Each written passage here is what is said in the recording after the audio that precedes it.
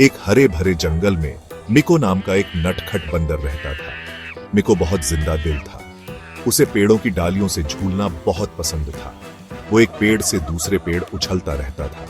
उसकी हंसी पूरे जंगल में गूंजती थी। मिको को अपने दोस्तों खरगोश और गिलहरी के साथ खेलना बहुत अच्छा लगता था।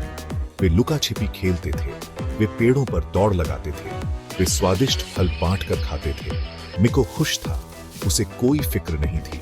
उसे जंगल में अपनी जिंदगी से प्यार था। एक दिन मिको जंगल में बहुत अंदर तक चला गया। उसे वहां कुछ बंदरों का एक झुंड दिखाई दिया जिन्हें उसने पहले कभी नहीं देखा था। ये बंदर बहुत शोर मचाने वाले और उद्दंड थे। वे हर तरह की शरारत करते थे।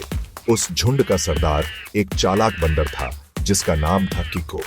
किको की आंखों में शरारत झलकती थी।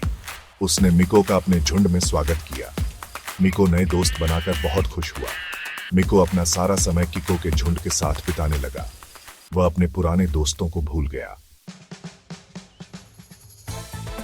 किको के झुंड को जंगल के नियमों की कोई परवाह नहीं थी। वे दूसरे जानवरों से फल चुराते थे, वे डालियां तोड़ते थे और घोंसले उजाड़ देते थे। वे जहां भी जाते थे परेशानी खड़ी कर देते थे। पहले तो मिको झिझक रहा था। वह जानता था कि यह गलत है, लेकिन किको और उसके झुंड ने उसकी झिझक पर हंसी उड़ाई। उन्होंने उसे डरपोक कहा। मिको उनमें शामिल होना चाहता था, इसलिए जल्द ही उनकी शरारतों में शामिल हो गया। मिको अपने पुराने दोस्तों से झूठ बोलने लगा। वह बदतमीज और गुस्ताख हो गया। वह अब पहले जैसा खुश और बेफिक्र बंदर नहीं रहा। एक दिन किको के झुंड ने एक किसान के बाजार पर धावा बोलने का फैसला किया। यह उनके लिए एक आम बात थी, लेकिन इस बार कुछ अलग होने वाला था। मिको भी उनके साथ चला गया, हालांकि वह जानता था कि यह गलत है। उसके मन में एक अजीब सी बेचैनी थी, जैसे कुछ बुरा होने वाला हो। बाजार लोगों से खचाखच भरा हुआ था। हर तरफ लोग खरीदारी में व्यस्त थे और किसी को भी अंदाजा नहीं था कि कुछ ही पलों में क्या होने वाला है। किको और उसके झुंड ने वहां अफरा तफरी मचा दी। फल और सब्जियां लूटने लगे, लोग चिल्लाने लगे और बाजार में हड़कंप मच गया। अचानक मिको ने एक छोटी बच्ची को रोते हुए देखा। उसकी आंखों में आंसू थे और वह बहुत डरी हुई लग रही थी। उसका गुड़िया उस भीड़ में कहीं गिर गई थी। वह गुड़िया उसके लिए बहुत खास थी और उसे खोने का दुख उसकी आंखों में साफ झलक रहा था। मिको का दिल पिघल गया। उसने पहली बार महसूस किया कि उसकी हरकतों का किसी पर कितना गहरा असर हो सकता है। उसे अपने पुराने दोस्तों की दया याद आ गई। वे हमेशा दूसरों की मदद करते थे और कभी किसी को दुखी नहीं करते थे। उसने गुड़िया उठाई और उस बच्ची को लौटा दी। बच्ची उस पर मुस्कुराई। उसकी मुस्कान में एक अजीब सी मासूमियत थी, जिसने मिको के दिल को छू लिया। उसकी मुस्कान ने मिको के अंदर कुछ जगा दिया। उसे एहसास हुआ कि वह भी दूसरों की मदद कर सकता है और उनके जीवन में खुशियां ला सकता है। उसे अपनी हरकतों पर पछतावा हुआ। उसने ठान लिया कि अब से वह अपने झुंड के साथ गलत काम नहीं करेगा और हमेशा सही रास्ते पर चलेगा। भाग 5, एक नया रास्ता। मिको ने किको के झुंड को छोड़ने का फैसला किया।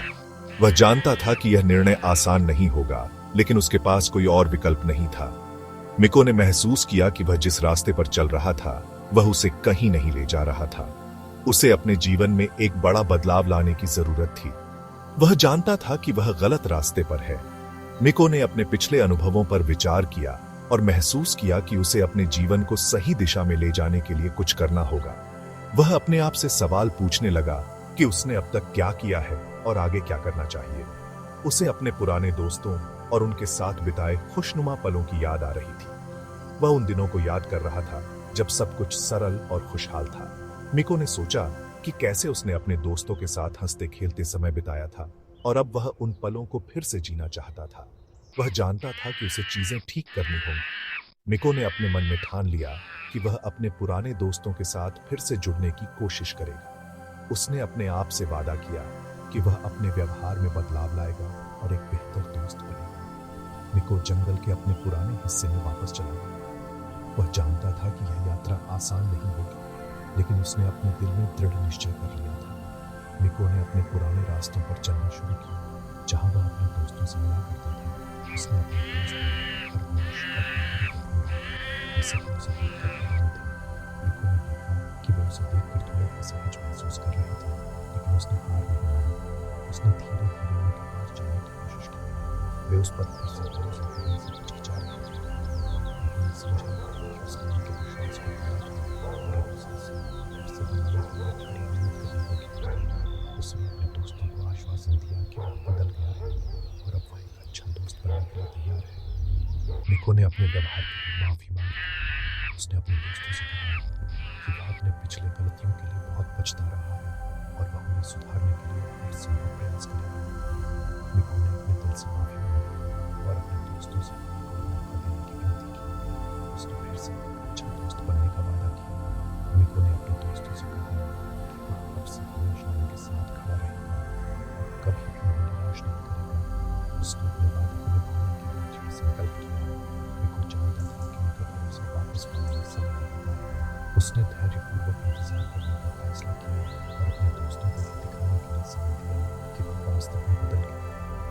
मिको ने अपने दोस्तों के साथ बिताए हर पल का आनंद लिया और उन्हें महसूस कराने की कोशिश की कि वह अब एक नया मिको है, लेकिन वह अपनी आदतें बदलने के लिए दृढ़ था।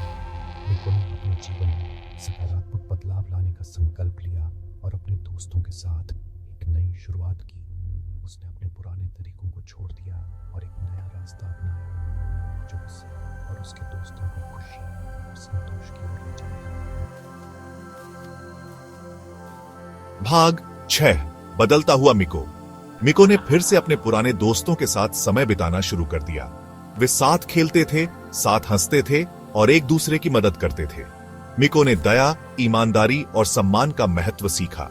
उसने खरगोशों को गाजर इकट्ठा करने में मदद की। उसने गिलहरी को बादाम इकट्ठा करने में मदद की। उसने कुछ धौंसियाने वाले बंदरों से भी मुकाबला किया जो एक छोटे बंदर को परेशान कर रहे थे। मिको अब वह शरारती बंदर नहीं रहा था। वह अपने पुराने रूप में वापस आ गया था, बल्कि पहले से भी बेहतर। वह दयालु, मददगार और संवेदनशील था। भाग 7 खुशियां फैलाते हुए। मिको के बदलाव ने जंगल के दूसरे बंदरों को प्रेरित किया। उन्होंने देखा कि वह कितना खुश और संतुष्ट था। उन्होंने देखा कि सभी जानवर उसका कितना सम्मान करते हैं। मिको ने अपनी कहानी उन दूसरे बंदरों को सुनानी शुरू कर दी जो बुरी संगति में पड़ गए थे। उसने उन्हें बताया कि सच्ची खुशी दयालु, ईमानदार और सम्मानजनक होने से मिलती है। मिको की बातें कई बंदरों के दिल को छू गई। उन्होंने अपनी बुरी आदतें छोड़नी शुरू कर दी। उन्होंने दया और दोस्ती का रास्ता चुना। भाग 8 अच्छे प्रभाव की ताकत। जंगल धीरे धीरे बदलने लगा। माहौल ज्यादा शांत और खुशहाल हो गया। जानवर आपस में मिलजुल कर रहने लगे। मिको की कहानी एक किंवदंती बन गई जो पीढ़ी दर पीढ़ी चली आ रही है। यह अच्छे प्रभाव की ताकत की याद दिलाती है। मिको ने अपने प्यारे दोस्तों और परिवार से घिरा एक लंबा और खुशहाल जीवन जिया। उसने सही संगति चुनने के महत्व के बारे में एक बहुमूल्य सबक सीखा था। भाग 9 सीखे हुए सबक। मिको की कहानी हमें सिखाती है कि हम जैसी संगति में रहते हैं उसका हमारे जीवन पर गहरा प्रभाव पड़ता है। यह कहानी हमें यह भी बताती है कि हमारे आसपास के लोग हमारे विचारों, भावनाओं और कार्यों को कैसे आकार देते हैं। जब हम सही लोगों के साथ होते हैं तो हम अपने जीवन में सकारात्मक बदलाव देख सकते हैं। अच्छे दोस्त हमें खुद का बेहतर संस्करण बनने के लिए प्रेरित करते हैं।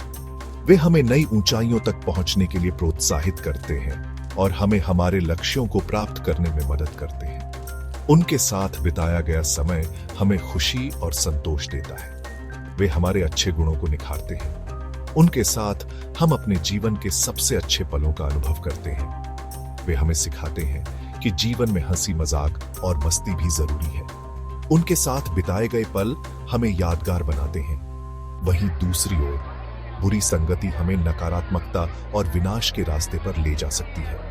यह हमें गलत निर्णय लेने के लिए प्रेरित कर सकती है और हमारे जीवन को मुश्किलों से भर सकती है।